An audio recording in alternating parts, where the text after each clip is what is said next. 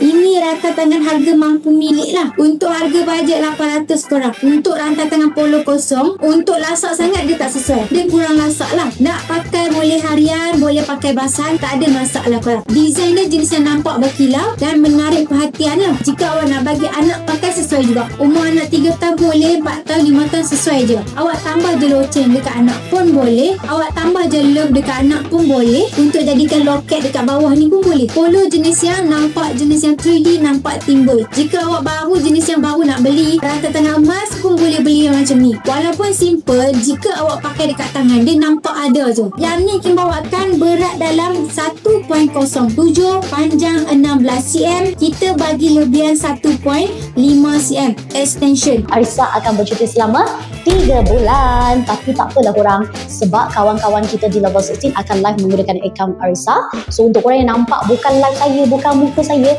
itu kawan-kawan kita lah. So korang boleh support kawan-kawan kita yang lain yang akan live di akaun Arisa Level 16.